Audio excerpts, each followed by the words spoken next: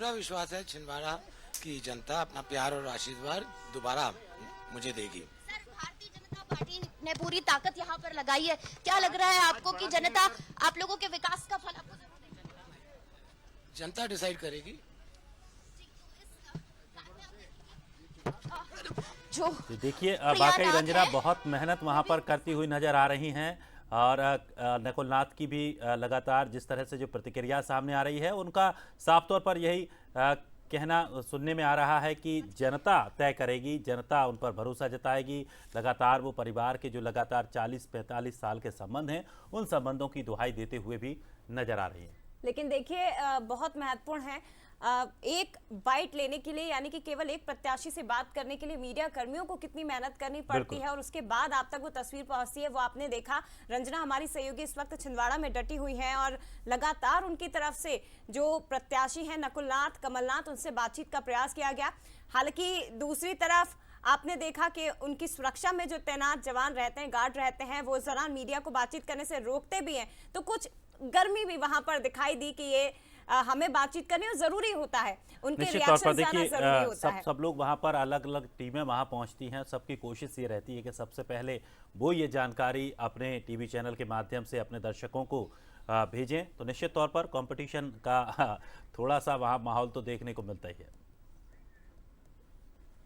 छिंदवाड़ा की जनता सच का साथ देगी और 44 साल हमने सेवा किया है, मुझे पूरा विश्वास है छिंदवाड़ा की जनता अपना पूरा प्यार और आशीर्वाद हमें देगी। छिंदवाड़ा की जनता सच का साथ देगी और 44 साल हमने सेवा किया है, मुझे पूरा विश्वास है छिंदवाड़ा की जनता अपना पूरा प्यार और आशीर्वाद हमें देगी। मुझे छिंदवाड़ा की जनता पर पूरा विश्वास है, सबसे बड़े गवाह हैं और जितना भी दबाव बीजेपी का, उनके नेताओं का, पुलिस का, पैसों का, प्रशासन का, उन्हें सब, मुझे छिंदवाड़ा की जनता पर पूरा विश्वास है, सबसे बड़े गवाह हैं और जितना भी दबाव बीजेपी का, उनके नेताओं का, पुलिस का, पैसों का, प्रशासन का, उन्हें सब।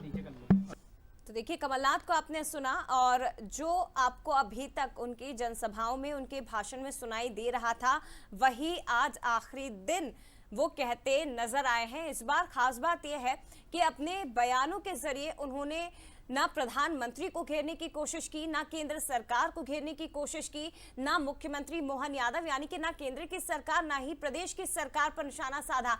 केवल और केवल वो लगातार ये कहते रहे कि मैंने 40 साल छिंदवाड़ा का विकास किया है, छिंदवाड़ा मेरा परिवार है और ऐसे में छिंदवाड़ा की जनता हम पर एक बार फिर से विश्वास जताएगी। एक चीज हमने देखी है कि कमलनाथ को कभी लंबा चौड़ा भाषण पढ़ते हुए भी हमने नहीं देखा है कि भले ही वो मुख्यमंत्री रहे हों, उनके 15 महीने का जो कार्यकाल रहा उस दौरान भी मंचों पर वो कभी भी ज्यादा लंबा भाषण वो नहीं देते हैं। काम की बात करते हैं, आते हैं, अपनी सटीक बात बोली और वहां से निकल जाते हैं। चलिए अनूपपुर से भी कुछ तस्वीरें आपको दिखाते हैं। ये अनूपपुर से तस्वीरें आप देखिए जहां लगातार सुबह से ही मतदान के लिए लोग पहुंच रहे हैं, अपने मत का इस्तेमाल कर रहे हैं। लंबी लंबी लाइनें लगना शुरू हो गई हैं और जैसा कि हमारे सहयोगी ने कहा था कि साफ तौर पर ये असर लोगों के लिए जो उत्साह है वो तो है ही, दूसरा धूप का भी ये प्रकोप है क्योंकि दोपहर में ज़्यादा गर्मी होगी तो जो मतदाता है उनका मानना है कि जल्द से जल्द मतदान केंद्र पहुंचें, वोटिंग करें और उसके बाद फ्री हों। चलिए हमारे सहयोगी ने यहाँ बातचीत की है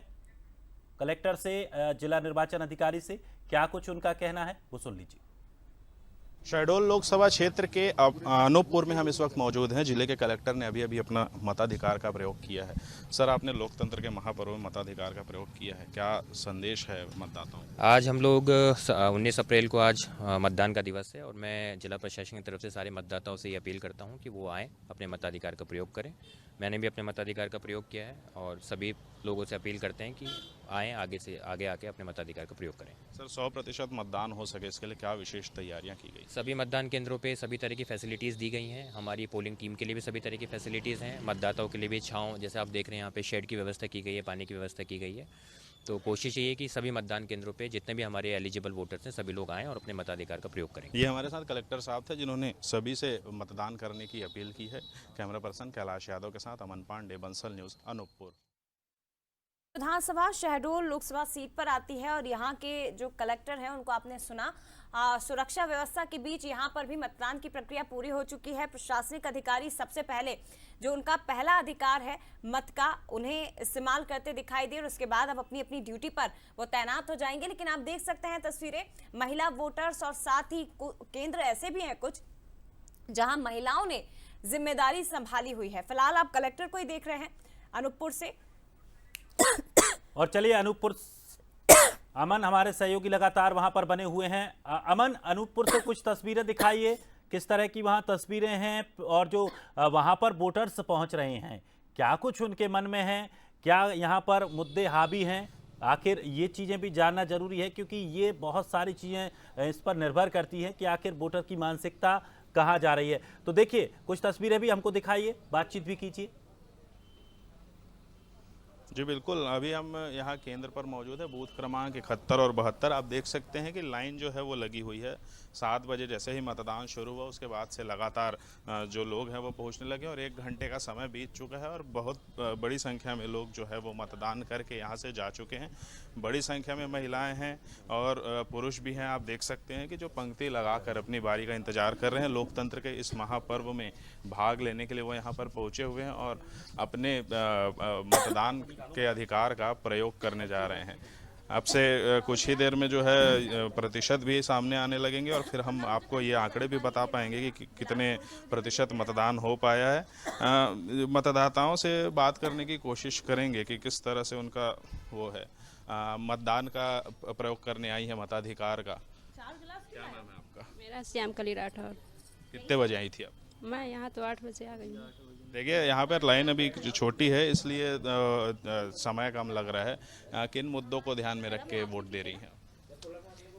हम जो सरकार बनाएंगे हमारे लिए अच्छा कार्य करें और अपने जनताओं के प्रति उनका अच्छा स्नेह हो, इसी उसमें से। देखिए जो विकास जो वो जनता के प्रति अच्छा काम करने की बात कह रही हैं और भी महिलाएं, कौन से मुद्दे आपके लिए हैं? गरीब मजदूर और किसानों का सबका सहयोग, अपने देश के विकास के लिए जो हमारी सरकार चिन्हित हो हम उन्हीं को। युवा मतदाता भी हैं, कौन से मुद्दे आपके लिए महत्वपूर्ण? शेर हम कहते हैं कि देश का विकास होना चाहिए और हम लोगों के लिए रोजगार मतलब क्या होने। जी देखिए, विकास का मुद्दा जो है वो सबसे महत्वपूर्ण है। युवा मतदाता है जिन्होंने स्पष्ट तौर पर कहा कि देश का विकास होना चाहिए, वही सबसे महत्वपूर्ण मुद्दा होगा इस निर्वाचन की प्रक्रिया में। तो इस तरह से अभी मतदान की प्रक्रिया जो है वो जारी है और कुछ पुरुष मतदाता हैं उनसे भी बातचीत करेंगे। कौन से मुद्दे अहम हैं आपके लिए मतदान करने आप आए? क्या मुद्दे? चुनावी मुद्दे जो होते हैं सब ठीक हैं। आप बताइए कौन से मुद्दे आपके लिए महत्वपूर्ण है? देश के विकास के लिए। जी देखिए, देश का विकास सबसे महत्वपूर्ण मुद्दा विकास ही है। हर मतदाता भी जागरूक है, प्रतिक्रियाएं सामने आ रही हैं, मुद्दे भी सभी अपने अपने बता रहे हैं। लेकिन सबसे बड़ी बात यह है कि अब जिस तरह से जो नतीजे 4 जून को आएंगे और वो नतीजे क्या कुछ कहेंगे वो देखना बड़ा दिलचस्प होगा। वहां साफ तौर पर पता चलेगा कि लोगों का मूड क्या था, क्या मुद्दे रहे हैं, वो मुद्दे भी उस समय डिसाइड हो जाएंगे। देखिए तस्वीर, कमलनाथ ने अपने मत का प्रयोग किया। वोटिंग करने के बाद उन्होंने एक तरफ विक्ट्री साइन दिखाया तो दूसरी तरफ उंगली पर लगी स्याही को दिखाया और उन्होंने कहा कि मैंने तो मतदान कर दिया है, अब आप लोग भी कर लीजिए। और उन्होंने मीडिया से भी बातचीत की। तो देखिए ये तस्वीरें पल पल की हम आप तक पहुंचा रहे हैं। सबसे हॉट सीट मध्य प्रदेश की छिंदवाड़ा का ये महापर्व है। तमाम प्रत्याशी और इसके साथ ही वोटर्स जिन जिन सीटों पर आज चुनाव हो रहे हैं वो अपने घरों से बाहर निकल रहे हैं। वहीं दूसरी तरफ लोकतंत्र के इस महापर्व में आहुति देने के लिए तमाम जो राजनेता हैं वो भी अपील करते दिखाई दे रहे हैं। प्रधानमंत्री नरेंद्र मोदी ने देश के मतदाताओं से अपील की है। ट्विटर एक्स पर उन्होंने एक पोस्ट किया है और उसमें लिखा है मतदान को लेकर पीएम मोदी ने ट्विटर एक्स पर लिखा, आज से लोकतंत्र का सबसे बड़ा उत्सव शुरू हो चुका है। 102 सीटों पर वोट डाले जा रहे हैं और अपने मताधिकार का प्रयोग आप भी जरूर करें। वोटिंग का एक नया रिकॉर्ड बनाएं। तो ये प्रधानमंत्री की ओर से आह्वान किया गया, अपील की गई है, निवेदन किया गया है, क्योंकि विधानसभा चुनाव के समय भी पीएम मोदी ने ये कहा था कि लोकतंत्र के इस उत्सव में आपको भागीदारी लेना है। और आज से, क्योंकि 7 चरणों में देश में चुनाव होंगे, पहले चरण का चुनाव हो चुका है शुरू। और देखिए भी करेंगे। मेरा आप लोगों के माध्यम से पूरे गढ़वाल लोकसभा, उत्तराखंड में जितनी हमारी 5 लोकसभा है और पूरे देश की 102 लोकसभाओं में सभी लोगों से, युवाओं से, माताओं बहनों से, बुजुर्गों से सबसे आग्रह है कि भारी संख्या में निकले, मतदान कीजिए और इस लोकतंत्र के महापर्व को सफल बनाइए। बहुत बहुत धन्यवाद। देखिए उत्तराखंड से भी ये प्रतिक्रियाएं सामने आ रही हैं, क्या कुछ कहना और सुनिए। कोई मुकाबला नहीं है, पूरे लोग मन बना चुके हैं और मैंने अपने जीवन काल में ऐसा चुनाव नहीं देखा कि जो चुनाव एक तरफा चुनाव हो और लोगों ने पहले से ही मन बना रखा था। जैसे ही हमारी पार्टी को सिंबल, हमारे झंडे को देखते थे, सब लोग कहते थे अब की बार 400 पार। पहाड़ के मतदाता इस बार रिकॉर्ड। तो उत्तराखंड की सीटों पर भी क्योंकि आज मतदान हो रहे हैं, वोट डाले जा रहे हैं, तो ऐसे में जो प्रत्याशी हैं वो अपनी जीत का दावा कर रहे हैं। उत्तराखंड की 5 सीटों पर आज वोट पड़ रहे हैं और कमलनाथ जी भी क्या कुछ कह रहे हैं वो भी सुनेंगे। लेकिन इसी के साथ आपको बता दें कि बंसल न्यूज पर लगातार जैसा कि हम कह रहे हैं कि बूथ बूथ पर हमारे जो रिपोर्टर्स हैं वो तैनात हैं। मतदान केंद्रों का भी जायजा लिया जाएगा, मतदाताओं से भी बातचीत होगी, लेकिन इसके साथ ही राजनीतिक सीटें उन पर भी चर्चा हम करेंगे। मेहमान हमारे साथ इस वक्त जुड़ गए हैं। हमारे साथ बीजेपी प्रवक्ता मध्य प्रदेश से वाणी आहलूवालिया जुड़ गई हैं। इसके साथ ही कांग्रेस प्रवक्ता रोशनी यादव जी भी हमारे साथ मौजूद है, स्वागत है आपका। और छत्तीसगढ़ से बीजेपी प्रवक्ता प्रवीण साहू, कांग्रेस प्रवक्ता अजय गंगवानी जी भी आपको स्क्रीन पर नजर आ रहे हैं। आप दोनों का भी बहुत स्वागत है सर। शुरुआत आपसे चर्चा की करेंगे, लेकिन सबसे पहले छिंदवाड़ा सीट की बात कर लेते हैं। कमलनाथ जी ने वोट डाल दिया, उसके बाद एक बार फिर से उन्होंने अपनी पार्टी की जीत का दावा किया, छिंदवाड़ा जीतने का दावा किया। क्या कुछ कहा वो आप सुनिए। पूर्व मुख्यमंत्री कमलनाथ इस वक्त हमारे साथ हैं, उन्हीं से बात करेंगे। सर, मतदान आपने किया है और क्या उम्मीद है आपको सर इस जनता से? छिंदवाड़ा की जनता पर पूरा विश्वास है, सच्चाई का साथ देंगे, वे सबसे बड़े गवाह हैं। और आपको लग रहा है कि इतने सालों तक आपने जो विकास किया उसका फल आपको जरूर मिलेगा, जनता आपको आशीर्वाद जरूर देगी? जनता का विश्वास और प्यार मेरी बल और ताकत रही है और मुझे पूरा विश्वास है। यहाँ पर आप देखेंगे कि उन्होंने कहा है कि जनता ने आशीर्वाद दिया है और इसी के चलते वो उन पर विश्वास कर रहे हैं और जनता का आशीर्वाद उनको जरूर मिलेगा। कैमरा पर्सन पुरुषोत्तम मिश्रा के साथ रंजना दुबे, बंसल न्यूज, भोपाल। और देखिए रंजना दुबे काफी मेहनत जया वहां पर कर रही हैं। नकुलनाथ से भी उन्होंने बातचीत की, नकुलनाथ ने क्या कुछ कहा जरा वो भी सुन लेते हैं। इस वक्त हमारे साथ नकुलनाथ जी, उन्हीं से बात करेंगे। सर, आपने मतदान किया, क्या उम्मीदें आपको लग रही है सर यहाँ पर? मुझे पूरा विश्वास है छिंदवाड़ा की जनता अपना प्यार और आशीर्वाद दोबारा मुझे देगी। सर, भारतीय जनता पार्टी ने पूरी ताकत यहाँ पर लगाई है, क्या लग रहा है आपको कि जनता आप लोगों के विकास का फल आपको जरूर देगी? जनता डिसाइड करेगी। प्रिया नाथ हैं, वो भी उनके साथ मौजूद हैं, मतदान करके वो यहाँ से निकले हैं। साथ में उनकी पत्नी अलका नाथ भी है, कमलनाथ की। और नकुलनाथ को पूरा विश्वास है कि जनता विकास को जरूर फोकस करेगी और जो उन्होंने काम किया है उस पर उनको जरूर विश्वास रखेगी और आशीर्वाद जरूर देगी। कैमरा पर्सन पुरुषोत्तम मिश्रा के साथ रंजना दुबे, बंसल न्यूज, भोपाल। तो देखिए रंजना को आपने देखा, हालांकि जो हम शुरुआत से ही कहते रहे हैं कि यही संघर्ष फील्ड में होता है जो रंजना इस वक्त कर रही है, क्योंकि प्रत्याशियों के रिएक्शंस लेना बहुत जरूरी होता है। जीत को लेकर क्या दावे हैं उनकी, पार्टियों को लेकर, मतदाताओं को लेकर क्या अपील वो कर रहे हैं, यही सब जानने की कोशिश होती है और इसीलिए मीडिया का ये संघर्ष उस वक्त चुनाव के समय ज्यादातर दिखाई भी देता है। और चलिए मेहमान हमारे साथ जुड़े हुए हैं, सीधे उनका रुख करते हैं। आदित्य जी का पहले रुख कर लेते हैं, फिर हम राजनीतिक मेहमानों का रुख करेंगे। इस वक्त छत्तीसगढ़ स्टेट हेड हमारे साथ जुड़ गए हैं। Aditya ji, over to you sir. कोई नेता संभवतः आपके साथ है, उनसे भी आप बात करिए। प्रदेश अध्यक्ष किरण सिंह देव संभवतः आपके साथ है, सर बातचीत करिए। बिल्कुल, देखिए शांति नगर मतदान केंद्र में हूं मैं, ये मतदान केंद्र है और इसके बिल्कुल इसके अंदर हम अलाउ नहीं है जाना। यहाँ अभी जस्ट वो वोट करने के लिए गए हैं। मैं उम्मीद यही करूंगा, दूर से यहाँ से पीछे से आ जाइए, पीछे से आ जाइए, पीछे। ये देखिए, ये किरण सिंह देव साहब अभी जा रहे हैं वोट करने के लिए। ये देखिए अपने मताधिकार का प्रयोग करते हुए भारतीय जनता पार्टी के प्रदेश अध्यक्ष हैं, आप देख सकते हैं इनको।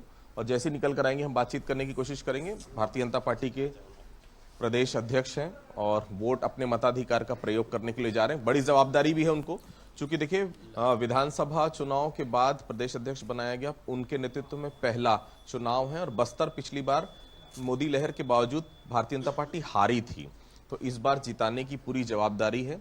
ये देखिए, आप देख सकते हैं उंगलियों में मुहर लगाते हुए और अपने मताधिकार का प्रयोग इसके बाद वो यहाँ से करेंगे। किरण देव साहब हैं प्रदेश अध्यक्ष हैं भारतीय जनता पार्टी के। देखिए अपने वोट का प्रयोग करते हुए वो जाते हुए, ये शांतिनगर मतदान केंद्र है और शांतिनगर मतदान केंद्र में ही अपने मताधिकार का प्रयोग वो कर रहे हैं। बहुत महत्वपूर्ण है। देखिए भारतीय जनता पार्टी के प्रदेश अध्यक्ष हैं और देखिए अपना मताधिकार का उन्होंने वहां से प्रयोग कर लिया है और जैसे ही बाहर आएंगे हम बातचीत करेंगे। और ये आपको बताना जरूरी है, देखिए एक ही अनारक्षित सीट है जगदलपुर। बाकी देखिए अपना वोट का प्रयोग करने के बाद उंगलियां दिखाते हुए किरण सिंहदेव साहब बहुत महत्वपूर्ण है और निश्चित तौर पर मैं आए तो तुरंत बातचीत करने की भी कोशिश करूंगा। सर किस तरह से देख रहे हैं? वोटिंग कर दी आपने? जी जी मैं संभाल रहा हूँ, आप चिंता मत। वोटिंग कर दी आपने? जी जी। ये लोकतंत्र का महापर्व है और स्वाभाविक रूप से मैं आपके माध्यम से सभी से निवेदन अपील करता हूं कि लोकतंत्र के इस महापर्व पर अपनी सहभागिता सुनिश्चित करें और घरों से निकलें। सभी मतदाता भाई बहनों से मेरा आग्रह है और मतदान में अवश्य भाग लें। स्वस्थ लोकतंत्र की प्रक्रिया के लिए ये आवश्यक है। और बड़ा चैलेंज भी है, पिछली बार मोदी लहर के बावजूद ये लोकसभा भारतीय जनता पार्टी जीत नहीं पाई थी। सर नहीं, कहीं कोई कमी रह गई होगी निश्चित रूप से। पिछली बार भी 11 में से 9 लोकसभा सीट भारतीय जनता पार्टी जीत के आई थी, हमारे प्रत्याशी जीत के आए थे और इस बार 11 की 11 लोकसभा सीट जीतने के लक्ष्य लेके हम आगे बढ़ रहे हैं। क्या कुछ कहेंगे, क्योंकि बस्तर में बहुत सारे 8 विधानसभा हैं, 5 में आपका कब्जा है, 3 में कांग्रेस का? नहीं, हम मतदान के प्रति जो उत्साह है और निश्चित रूप से जिस तरीके से लोगों में उत्साहपूर्वक आके मतदान केंद्रों पर आ रहे हैं और एक सुदृढ़, मजबूत और स्वस्थ पारदर्शी सरकार बनाना जनता सुनिश्चित कर रही है। और न सिर्फ बस्तर बल्कि पूरे छत्तीसगढ़ में एक अभूतपूर्व उत्साह है और सभी के मन में है कि विकास के कार्यों पर अपनी मोहर लगाएं। कितने वोटों से जीतने की इस बार उम्मीद कर रहे हैं? बड़ा अंतर रहेगा, बहुत बड़ा अंतर रहेगा। ये थे हमारे साथ प्रदेश अध्यक्ष जी, बहुत साफ तौर पर कहना है। देखिए पूरी उम्मीद है बहुत ज्यादा वोटों से हम जीतेंगे। उनका परिवार भी यहाँ पर देख सकते हैं मौजूद है, मैडम भी साथ में है। क्या कुछ कहेंगे मैडम?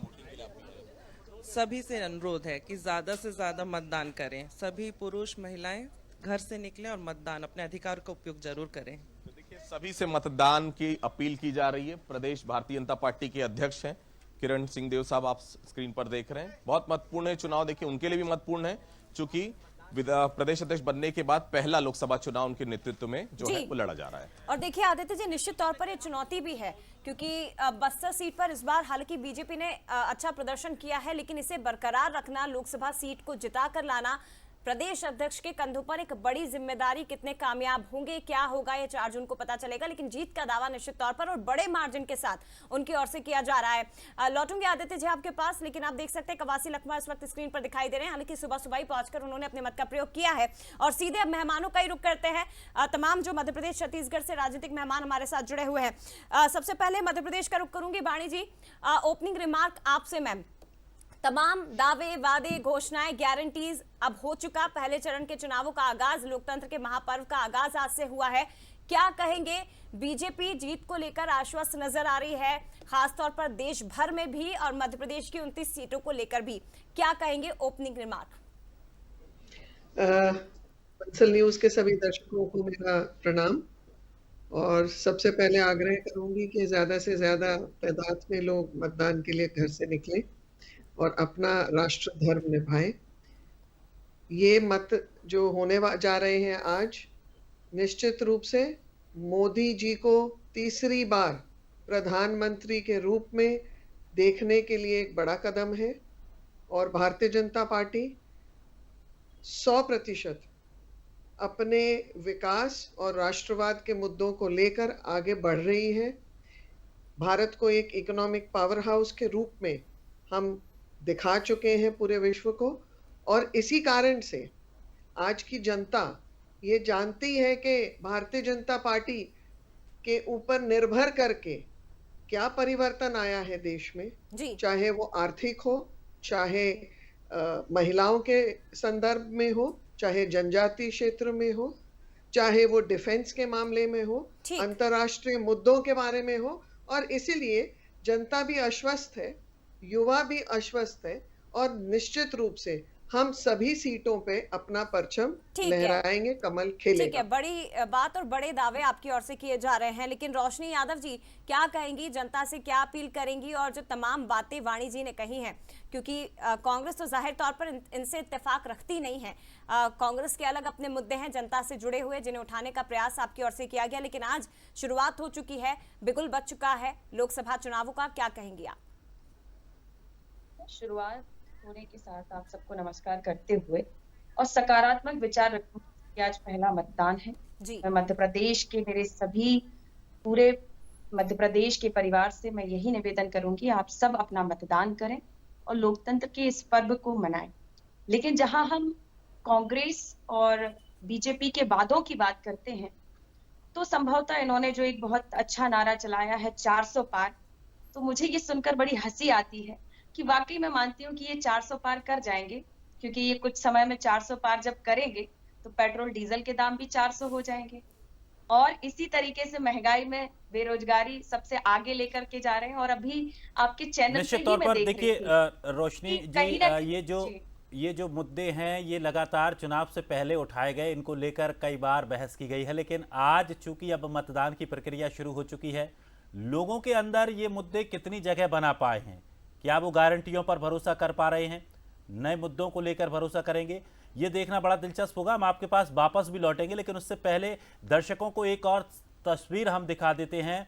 मुजफ्फरनगर से ये तस्वीर सामने आ रही है, जहां पर एक नवविवाहिता दुल्हन, देखिए ये मतदान करने के लिए पहुंची हैं। दरअसल इनकी विदा होनी थी, लेकिन विदा होने से पहले ही उन्होंने मतदान करना उचित समझा है और इसी वजह से वो मतदान केंद्र पर पहुंची हैं। और इस तरह की शानदार तस्वीरें हम कई बार चुनावों में देख चुके हैं, जहां लोग मतदान के प्रति कितने जागरूक हैं, कितनी बड़ी ये जिम्मेदारी है, उस जिम्मेदारी का फर्ज अदा करते हुए इस तरह के ये जिम्मेदार लोग नजर आ रहे हैं। ये देखिए तस्वीर, ये दुल्हन पहुंची हैं, क्या कुछ कहा है सुनिए। कि चुनाव में वोट डालने का अधिकार होता है एक आम जनता का, कि भाई वो अच्छा नेता चुने, है ना, ये सब। और सबसे पहले हमारे चाचा जी हैं, हमारे गांव से हैं, तो हमारा फुल सपोर्ट है उनकी साइड, इसलिए।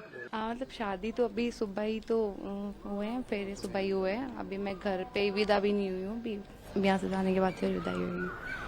तो मुजफ्फरपुर नगर ये सीट है, उत्तर प्रदेश की एक सीट, और यहाँ से संजीव बालियान, डॉक्टर संजीव बालियान, यहाँ उनकी साख भी दाव पर लगी हुई है, एक बड़ा चेहरा है वो यहाँ से। हालांकि रुक करते हैं उत्तर प्रदेश के बाद छत्तीसगढ़ का, यहाँ पर कवासी लखमा जिन्होंने वोट डाला है, क्या कुछ अपील उनकी ओर से की गई है, जीत को लेकर क्या कहा गया, वो भी सुनिए। फिलहाल ये प्रत्याशी आपको नजर आ रहे हैं, ये भी बस्तर सीट से प्रत्याशी हैं। आपको बता दें कि बस्तर से जो बीजेपी के प्रत्याशी हैं वो देखिए पूजा अर्चना करते हुए नजर आ रहे हैं, ईश्वर का आशीर्वाद, और उसके बाद अब आगे बढ़ेंगे और इसी के साथ अपने मत का उपयोग किया जाएगा। तो बता दें आपको, बस्तर से महेश कश्यप और ये कवासी लखमा कांग्रेस के प्रत्याशी, इन दोनों के बीच में ही यहाँ पर मुकाबला प्रमुख है। आज इतना माहौल बन चुका है, कवासी लखमा के पक्ष में बस्तर के लोग मन बना चुका है, नौजवान हो, आदिवासी हो, युवा हो, सब लोग। ये आरक्षण का मुद्दा है, हमारे राहुल गांधी साहब महिला को 1 लाख देने का मुद्दा है, बेरोजगार को रोजगार, 30 लाख लोगों को रोजगार देने का मुद्दा है, अगर पढ़े लिखे नौजवान ग्रेजुएट रहेगा उनको भी 1 लाख रुपए देने का मुद्दा है, हम लोग कर्जा माफी का मुद्दा है, हम लोग 400 रुपया रोजी का मुद्दा है, ये सारे मुद्दे ही मुद्दा है। इसलिए नरेंद्र मोदी साहब आके बस्तर में कुछ नहीं किए, बोला खाली Modi guarantee, Modi guarantee, guarantee तो कुछ नहीं हुआ, लेकिन इस्तीफा एक तरफा होगा।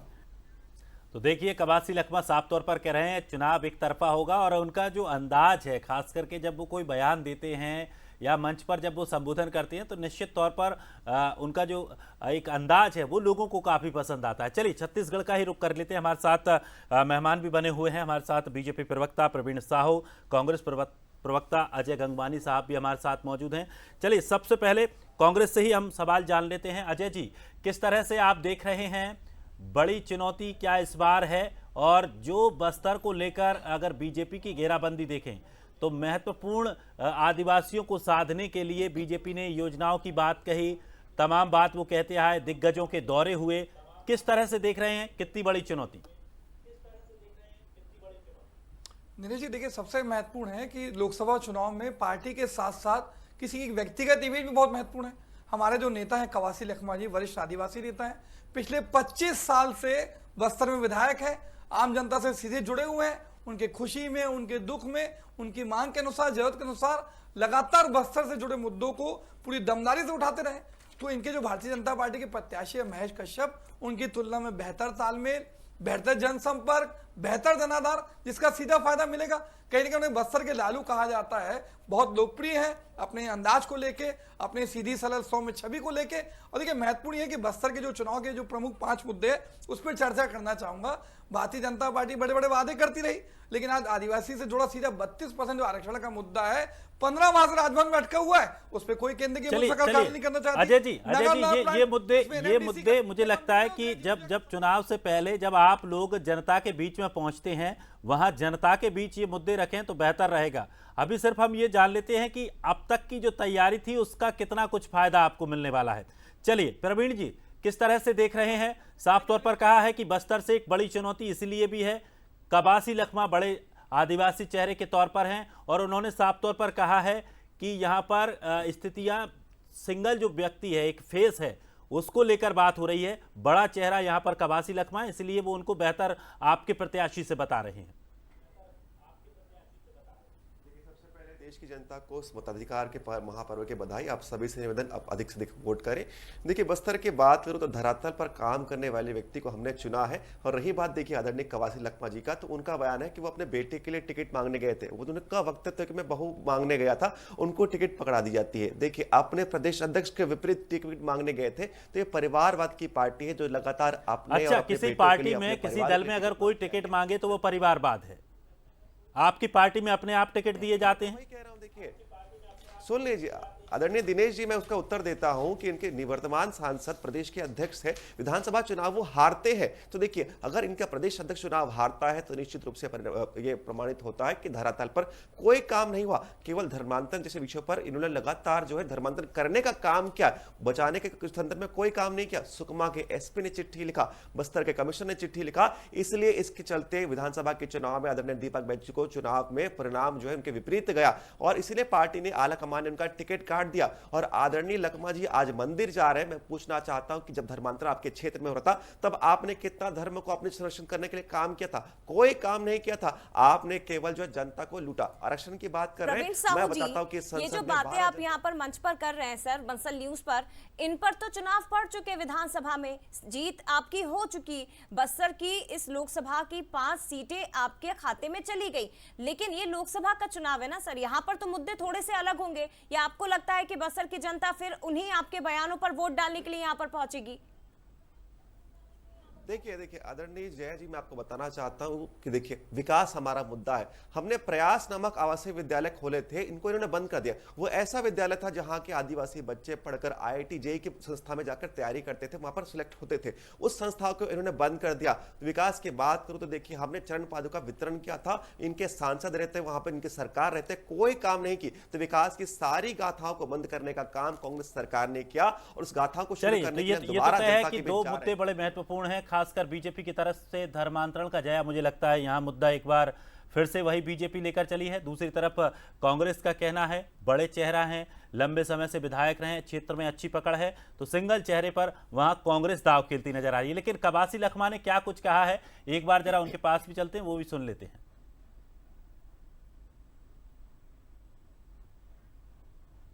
हमारे साथ बातचीत करने के लिए सीधे कवासी लखमा उनसे बात करते हैं। आपने अभी अपने मताधिकार का प्रयोग किया ऐसा परिवार? आज इसी नागरा जैसा छोटा सा गांव में पैदा हुआ आदमी, हमेशा मैं यहाँ वोट डालता हूँ।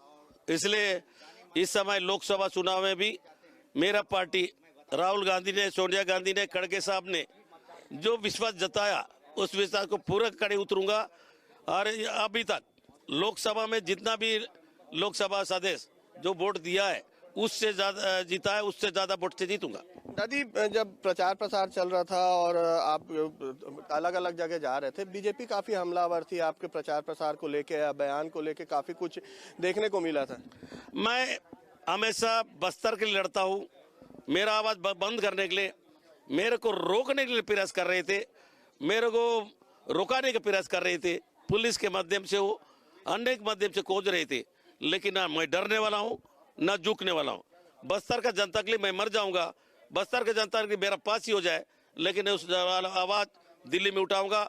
और यहाँ पर पीने का पानी नहीं है, या पोलावारा में कोंटा डूब रहा है, या कि आवाज नहीं है, या रेलवे नहीं है, इस आवाज को लड़ेंगे।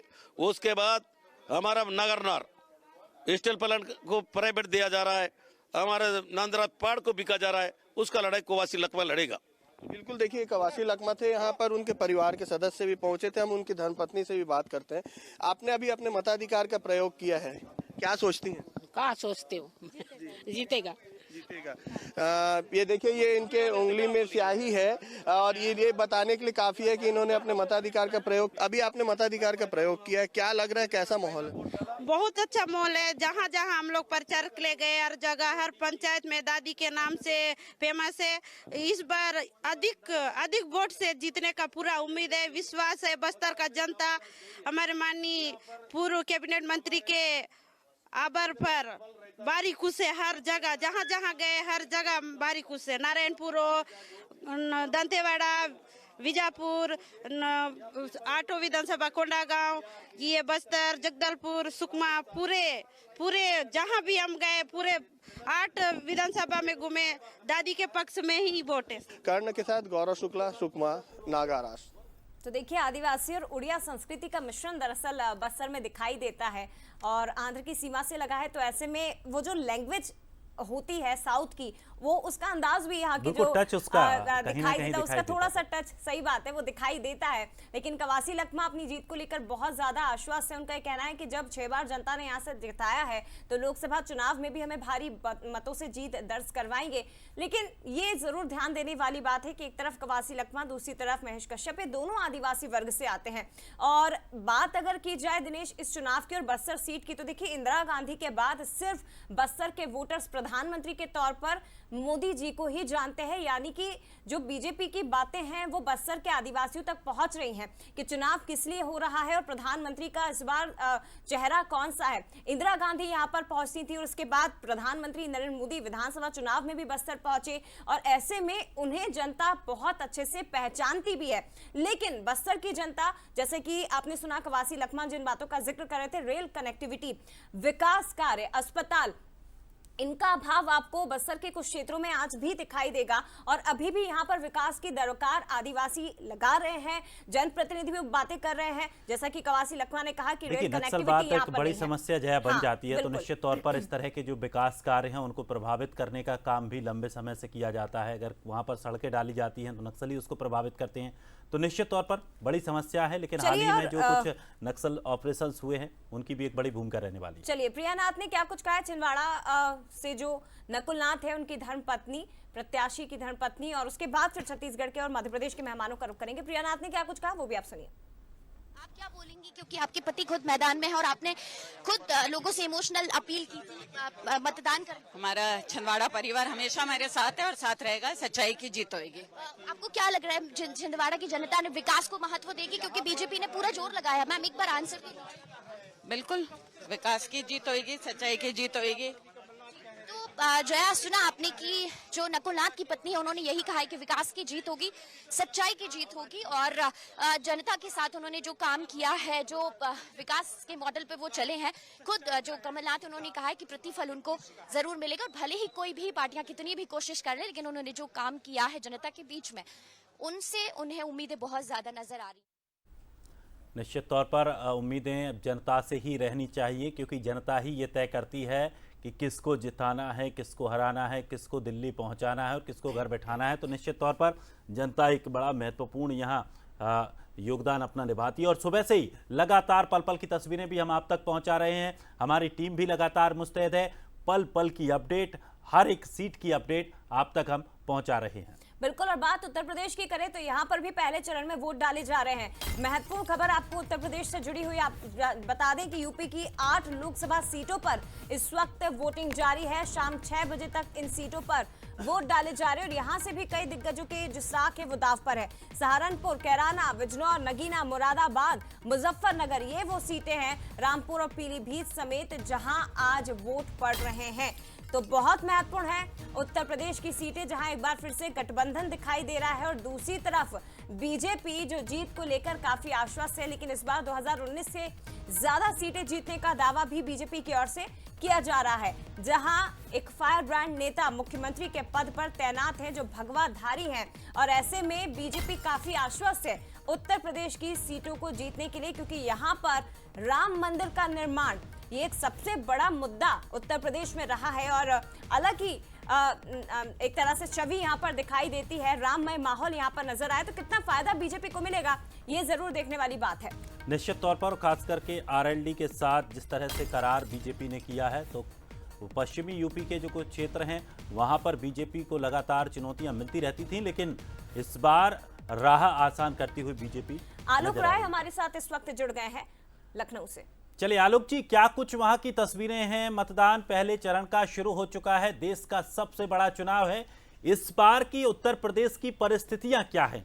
थोड़ा सा ये भी समझाइए, आरएलडी का बीजेपी के साथ गठबंधन के साथ कितना फर्क नजर आ रहा है? एक बार फिर से दो राहुल गांधी, अखिलेश यादव, दो युवा जो लगातार उन पर तंज भी कसा गया, वो एक साथ हैं, कितना कुछ फायदा किसको मिलता यहां इस बार नजर आ रहा है? इस बार के क्या समीकरण पहले से भिन्न है? देखिए बिल्कुल जो है उत्तर प्रदेश की 8 लोकसभा सीटें, यानी पश्चिमी उत्तर प्रदेश जिसे कुछ जगहों को जाट लैंड भी कहा जाता है, वहां पर आज पहले चरण में मतदान हो रहा है। सुबह 7 बजे से मतदान शुरू हुआ है, शाम 6 बजे तक चलेगा। कुल जो है 80 उम्मीदवार मैदान में है और 1,44,00,000 से ज्यादा जो है वोटर्स हैं, तो कुल मिलाकर तैयारियां पुख्ता हैं। और जहां तक राजनीतिक दलों की बात है तो भाजपा लगातार जो है पूरी तैयारी के साथ, हम सब देखते हैं कि वो चुनाव मैदान में आती है। एक तरफ जहां नरेंद्र मोदी के रूप में उसके एक बड़े नेता हैं जो हर जगह जो है एक्सेप्टेबल हैं, और पूरा चुनाव नरेंद्र मोदी के नाम पर लड़ा जा रहा है। पश्चिमी उत्तर प्रदेश में भी नरेंद्र मोदी की सभाएं हुई, मुख्यमंत्री लगातार प्रचार कर रहे हैं। और जैसा आपने भी कहा कि इस बार जो जयंत चौधरी हैं राष्ट्रीय लोकदल के मुखिया, वो बीजेपी के साथ हैं, तो ये जरूर देखने वाली बात होगी कि बीजेपी को इस चुनाव में आरएलडी के साथ आने से कितना फायदा मिलता है। क्योंकि जहां भाजपा विकास की बात कर रही है, राम मंदिर की बात कर रही है, जो जनहित की केंद्र सरकार की योजनाएं हैं उसकी बात कर रही है, वहीं जो इंडिया गठबंधन बना है जिसमें समाजवादी पार्टी और कांग्रेस की बात करें, क्योंकि उत्तर प्रदेश में समाजवादी पार्टी सबसे बड़ा धड़ा है और इसीलिए वो लोग भी लगातार प्रचार कर रहे हैं। अभी प्रियंका गांधी ने सहारनपुर में जो है रोड शो किया था, सहारनपुर से इमरान मसूद लड़ना है, बड़ा रोड शो किया था। अखिलेश यादव लगातार प्रचार कर रहे हैं और सबसे बड़ी बात है कि बीजेपी का ये जो जोर है इस बार कि 80 की 80 सीटें जीती जाए। अगर 2014 की बात करें तो बीजेपी ने 71 सीटें जीती थी, यानी एनडीए 73 सीटों पर था। 2019 में ये आंकड़ा घटा और बीजेपी 62 सीटों पर आ गई और एनडीए 64 सीटों पर आ गया। 2 सीटें अपना दल एस जो अनुप्रिया पटेल है उनकी पार्टी ने जीती थी। लेकिन इस बार आरएलडी भी साथ है और चूंकि नरेंद्र मोदी को भी पता है, बीजेपी को भी पता है कि अगर 400 पार की जो बात वो कर रहे हैं, अगर उसको हासिल करना है या उसके आसपास पहुंचना है तो उत्तर प्रदेश में सबसे ज्यादा जोर लगाना होगा, उत्तर प्रदेश में सबसे ज्यादा सीटें जीतनी होंगी। इसीलिए 80 पार का नारा दिया जा रहा है। लेकिन ये 8 सीटें बहुत कुछ तय करेंगी, क्योंकि जब पहले चरण का मतदान होता है तो जाहिर सी बात है बहुत से परसेप्शन बनते हैं, बहुत से संदेश होते हैं जो पब्लिक से निकलते हैं और पब्लिक तक पहुंचते हैं, एक क्षेत्र से दूसरे क्षेत्र तक। क्योंकि फिर 26 अप्रैल को दूसरे चरण का मतदान है जिसमें जो है 8 सीटों पर होगा। तो कुल मिलाकर खासा जोर है कि पहले चरण में जो वोटिंग प्रतिशत है वो बढ़ाया जाए, जो भाजपा के उम्मीदवार लड़ रहे हैं उनको जो है अच्छा जन समर्थन मिले, उनके पक्ष में अच्छे वोट पड़े। क्योंकि केंद्रीय मंत्री संजीव बालियान मुजफ्फरनगर से हैं, मुजफ्फरनगर जाटलैंड है और किसानों के तमाम मुद्दे रहे हैं, खिलाड़ियों के मुद्दे रहे हैं जिसको लेकर काफी नाराजगी रही है, तमाम विरोधाभास रहा है, तो वो एक बड़ा जो है फैक्टर होगा। इसके अलावा पीलीभीत जहां से वरुण गांधी का टिकट काट कर जो उत्तर प्रदेश सरकार के पीडब्ल्यूडी मंत्री हैं जितिन प्रसाद, उनको टिकट दिया गया है। तो ये भी देखने वाली बात होगी कि जितिन वहां पर क्या जो है माहौल बनाते हैं, किस तरह की जो है रणनीति से भाजपा चुनाव लड़ रही है, उससे जितिन प्रसाद को क्या फायदा होता है। और इन 8 सीटों की अगर बात करें तो पिछले चुनाव में 4 बीजेपी के पास थी, 3 बहुजन समाजवादी पार्टी के पास थी और 1 जो है समाजवादी पार्टी के पास थी। रामपुर में भी इसी चरण में चुनाव हो रहा है। तो कुल मिलाकर एक बड़ा चुनाव है। ये 8 सीटें बहुत महत्वपूर्ण है भारतीय जनता पार्टी के लिए। और अगर विपक्ष की बात करें तो निश्चित तौर पर वो भी चाहेंगी कि उनके पक्ष में जो है जन समर्थन मिले, उनके पक्ष में आंकड़े बढ़े। बात ये भी आलोक के विधानसभा चुनाव के समय जिस राम मंदिर के मुद्दे पर यहाँ वोट पड़े हैं, लोकसभा चुनाव में वो कितना कारगर होगा ये भी देखने वाली बात है। लेकिन विपक्ष की ओर से भी तमाम रोजगार के मुद्दे उठाए जा रहे हैं, सरकार को घेरने का प्रयास हो रहा है। 2017 की तरह एक बार फिर से यहाँ पर आपको गठबंधन समाजवादी पार्टी और कांग्रेस का दिखाई देता है। लेकिन किसके साथ मतदाता उत्तर प्रदेश का जाएगा? बीजेपी इस बार कितनी सीटें जीतेगी? 80 सीटें यहाँ पर, और ऐसे में जिन 8 सीटों पर आज वोट हो रहे हैं इनमें से कितनी सीटें बीजेपी के खाते में जाएंगी, देखने वाली बात होगी। लेकिन तमाम जो मेहमान हैं हमारे साथ बने हुए हैं, और इस वक्त तस्वीर भी आपको कुछ देर पहले हमने तमिलनाडु की दिखाई। यहाँ पर 39 की 39 सीटों पर आज वोट डाले जा रहे हैं। एम.के. स्टालिन जो सबसे बड़ा चेहरा यहाँ से आते हैं, वो लगातार अपनी जीत का दावा कर रहे हैं। दक्षिण सबसे महत्वपूर्ण है बीजेपी के लिए, क्योंकि यहाँ बीजेपी को